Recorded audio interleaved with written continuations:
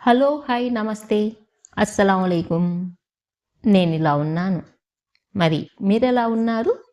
ఈ సామెత మీకు తెలుసా? ఇసుక నుంచి నూనె అయినా తీయొచ్చు కానీ మూర్ఖుడి మనసు మార్చలేము అనే సామెతను మీరు విన్నారు కదా? వినే ఉంటారులేండి. ఇప్పుడు అటువంటి మూర్ఖుల గురించే మాట్లాడుకుందాం.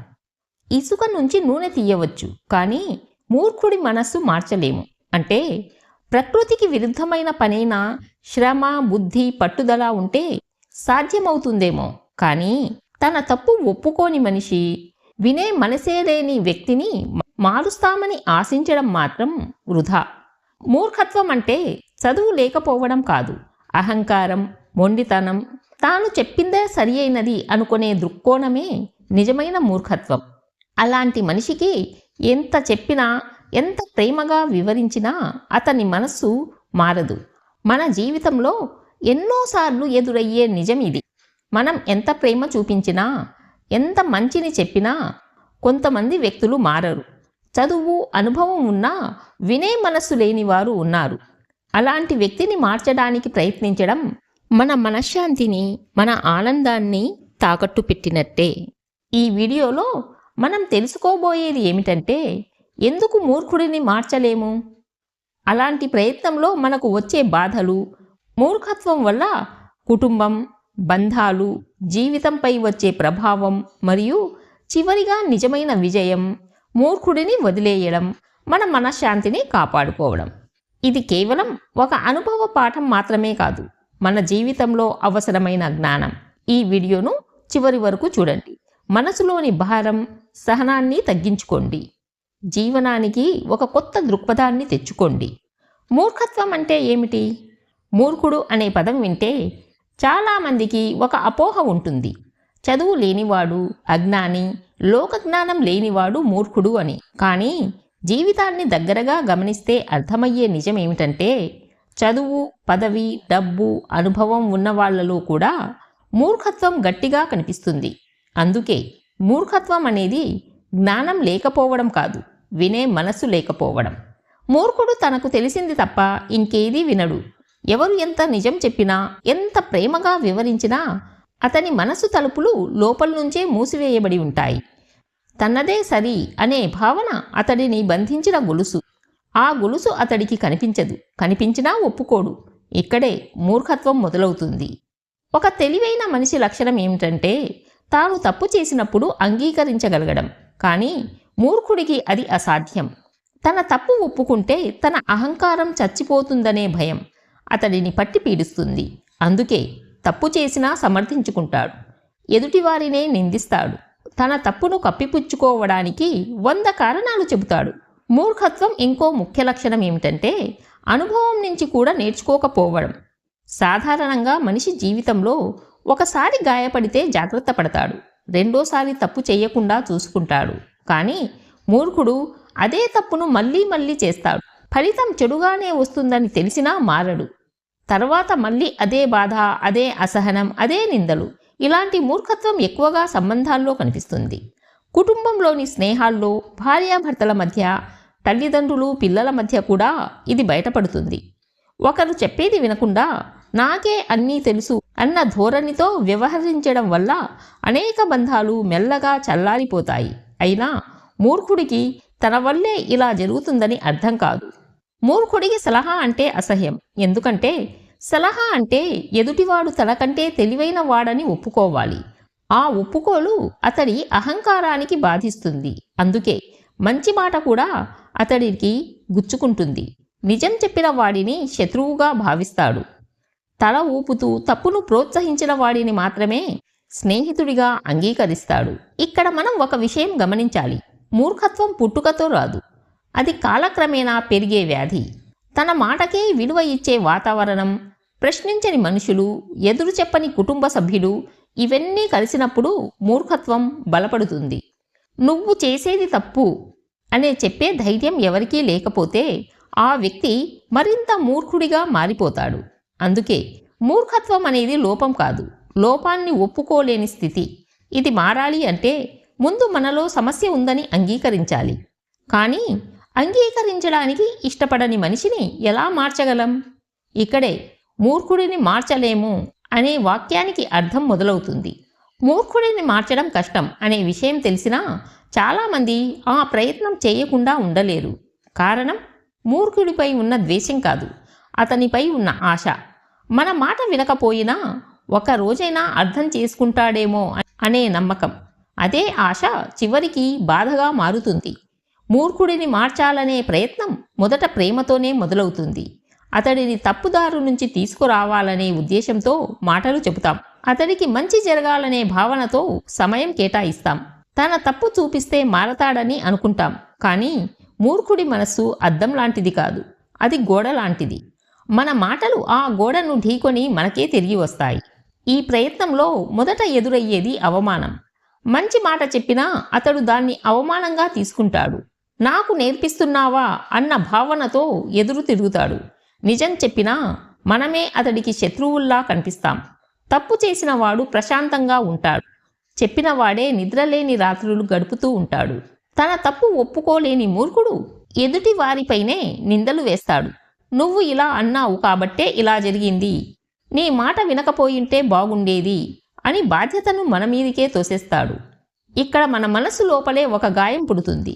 మంచి చేయాలనుకున్న మనసుకే శిక్ష పడుతుంది. మూర్ఖుడిని మార్చాలనే ప్రయత్నం ఎక్కువగా కుటుంబాల్లోనే జరుగుతుంది.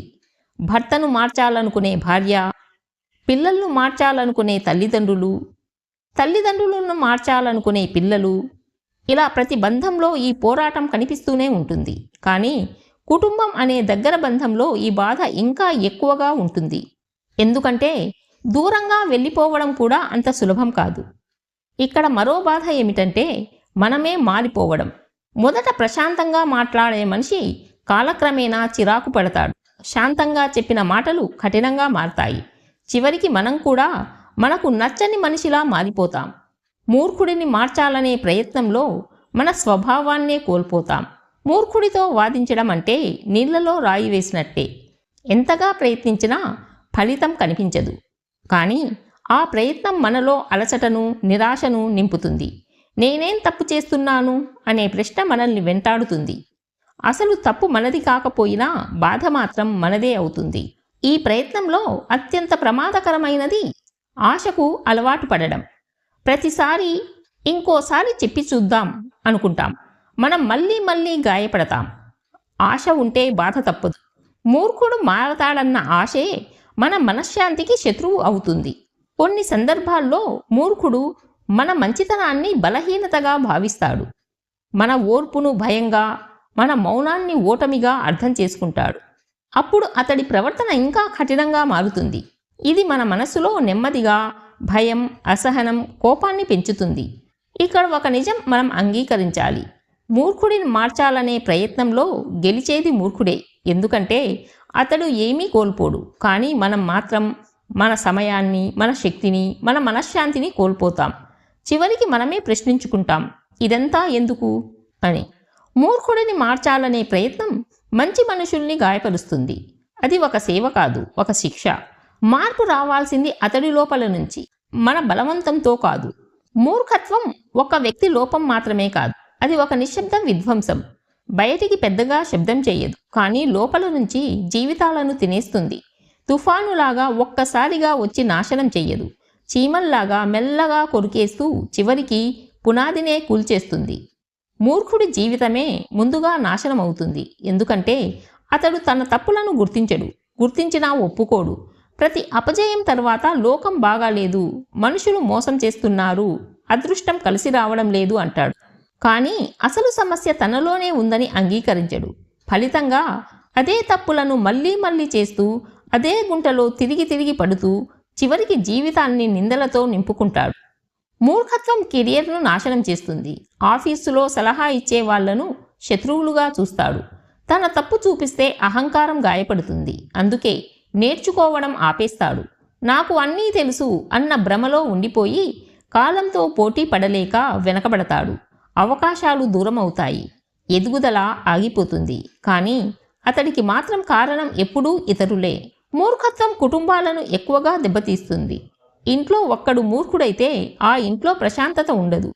భార్యాభర్తల మధ్య చిన్న విషయాలు పెద్ద గొడవలుగా మారుతాయి. పిల్లలు భయంతో పెరుగుతారు. మాట్లాడితే అరుపులు, ప్రశ్నిస్తే అవమానాలు. అటువంటి వాతావరణంలో పెరిగిన పిల్లలు రెండు రకాలుగా మారుతారు. లేదా పూర్తిగా మౌనంగా మారిపోతారు, లేదా అదే మూర్ఖత్వాన్ని వారసత్వంగా తీసుకుంటారు. మూర్ఖత్వం ప్రేమను చంపేస్తుంది. ఎందుకంటే ప్రేమకు వినే మనసు అవసరం, అర్థం చేసుకునే హృదయం అవసరం. కానీ మూర్ఖుడికి వినాలనే ఆసక్తి ఉండదు. తన మాటే ప్రేమ, తన నిర్ణయమే త్యాగం అని భావిస్తాడు. ఎదుటివారి భావాలు అతడికి కనిపించవు. అలా ఒకరోజు ప్రేమ అలసిపోతుంది, మాటలు తగ్గిపోతాయి, మౌనం పెరుగుతుంది, చివరికి బంధం లోపలే చనిపోతుంది. మూర్ఖత్వం స్నేహాలను నాశనం చేస్తుంది. నిజం చెప్పే స్నేహితులు దూరం అవుతారు, తప్పును సమర్థించే వాళ్లే చుట్టూ మిగులుతారు. అప్పుడు మూర్ఖత్వం ఇంకా బలపడుతుంది. ఎందుకంటే ఎదురు చెప్పే అద్దాలు ఉండవు. చివరికి మూర్ఖుడు ఒంటరిగా మిగిలిపోతాడు. కానీ ఆ ఒంటరితనానికి అతడు కారణం తెలుసుకోడు. మూర్ఖత్వం ఆర్థికంగా కూడా నాశనం చేస్తుంది. సలహాలు వినకుండా తీసుకునే నిర్ణయాలు, అవసరం లేని అప్పులు, ఇప్పుడే కావాలి అనే ఆలోచన, ఇవి అన్నీ జీవితాన్ని అప్పుల చెరలోకి నెట్టేస్తాయి. కుటుంబం కష్టపడుతుంటే కూడా మూర్ఖుడికి పశ్చాత్తాపం ఉండదు. తప్పును ఒప్పుకోవడం కంటే పరిస్థితినే తిట్టడం అతడికి సులభం.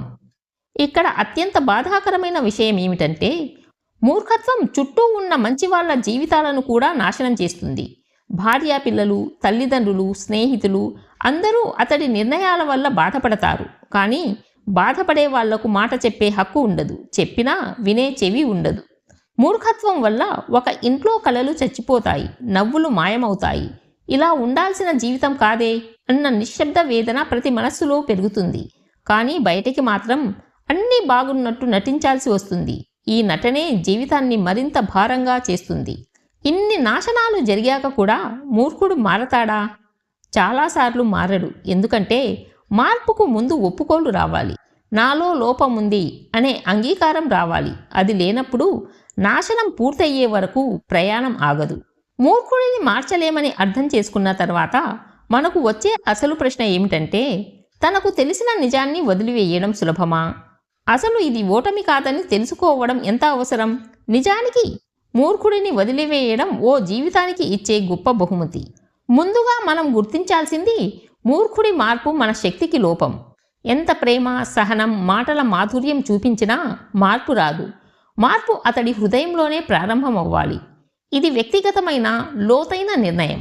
బయట నుంచి బలవంతం చెయ్యలేం. అందుకే వదిలివేయడం అవసరం. వదిలివేయడం అంటే దూరం అవ్వడం, కోపాన్ని తగ్గించడం, అసహనాన్ని తగ్గించడం. ఇది తప్పు కాదు, మన మనశ్శాంతిని కాపాడే ఒక తెలివైన చర్య.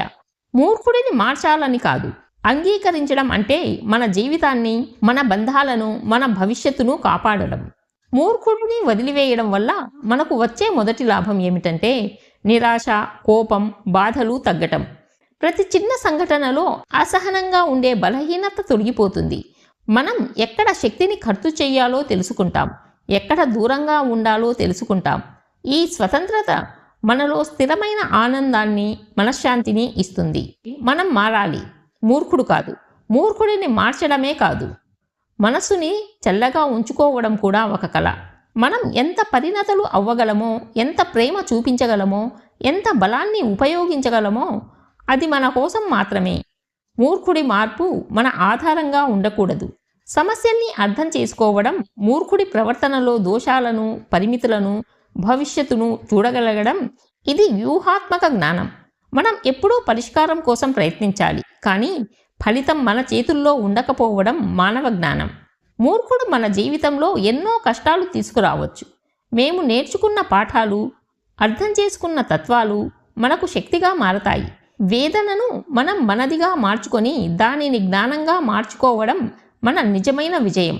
మూర్ఖుడిని వదిలివేయడం, దానిని సమర్థించకపోవడం, వేరే మార్గం చూపకుండా దూరంగా ఉండడం అది మనకు మార్చే శక్తి, నియంత్రణ, సంతోషాన్ని ఇస్తుంది. ఇది అహంకారం కాదు, ఇది ప్రకృతికి అనుగుణమైన, జీవనానికి అవసరమైన జ్ఞానం. ఇలాంటి దృక్కోణంతో జీవించడం వల్ల మనం మన మనశ్శాంతిని కాపాడుకుంటాం, సంబంధాలను ఆరోగ్యంగా ఉంచుతాం. అవసరమైన చోట సహకారం, అవసరం లేని చోట దూరం తీసుకోవడం నేర్చుకుంటాం. జీవితాన్ని ప్రేమ, విమ్రత, జ్ఞానం, క్షమాశీలతతో గడుపుతాం. మూర్ఖుడిని మార్చలేమని అంగీకరించడం, వదిలివేయడం ఇది ఓటమి కాదు, ఇది విజయం. నిజమైన విజయం అంటే మన మనశ్శాంతి, మన జ్ఞానం, మన జీవితాన్ని ఆనందంగా, అర్థవంతంగా గడపటం. మూర్ఖుడిని మార్చలేము అని తెలుసుకోవడం, వదిలివేయడం, మనశ్శాంతిని కాపాడుకోవడం జీవనంలోని ఒక ప్రధాన పాఠం. ఇది మనకు కష్టం, బాధ ఇస్తుందనిపించవచ్చు, కానీ చివరికి ఇది మన జీవితాన్ని బలపరుస్తుంది. విశ్వాసం, ప్రేమ, జ్ఞానం, సరి అయిన దూరం, ఇవి మనం ప్రతి ఒక్కదాన్ని సాధించగలుగుతాం.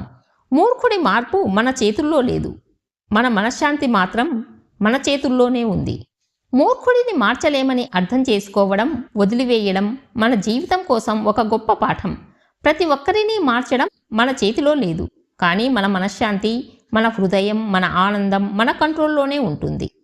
మన జీవితంలో ఎవరి మీద శక్తి వాడకూడదు, ఎవరి మార్పును బలవంతం చెయ్యకూడదు. మూర్ఖుడిని వదిలివేయడం ఓటమి కాదు, అది మన విజయం. మనం నేర్చుకున్న పాఠాలు, మనం పొందిన జ్ఞానం, మనం కాపాడుకున్న మన మనశ్శాంతి, ఇవి నిజమైన సంతోషాలు. ప్రతి ఒక్కరిని మార్చలేమని అంగీకరించడం, అవసరమైన చోట దూరంగా ఉండడం, మన జీవితాన్ని ప్రేమ, జ్ఞానం, విమ్రతతో గడపడం, ఇదే నిజమైన విజయం. మన జీవితంలో నిజమైన బలం ఏమిటంటే మన మనశ్శాంతిని మనం కాపాడుకోవడం. ఇవన్నీ చెప్పిన తర్వాత నేనిలా ఆనందంగా ఉన్నాను. మీరు కూడా మూర్ఖులను మార్చాలనే ప్రయత్నం చేస్తూ మీ అమూల్యమైన సమయాన్ని, మీ మనశ్శాంతిని వృధా చేసుకోవద్దు. మార్పు రాని చోట ఓర్పు కాదు, దూరమే జ్ఞానం. నా వీడియోలు మీకు నచ్చినట్లయితే లైక్ చేయండి, షేర్ చేయండి అండ్ సబ్స్క్రైబ్ చేయడం మర్చిపోవద్దు. మరో మంచి వీడియోతో మళ్ళీ కలుద్దాం. మీ మనశ్శాంతి, మీ జీవితం ఇవి చాలా విలువైనవి. వాటిని కాపాడుకోవడం మీ హక్కు. మూర్ఖుల కోసం మీ జీవితాలను నాశనం చేసుకోవద్దు.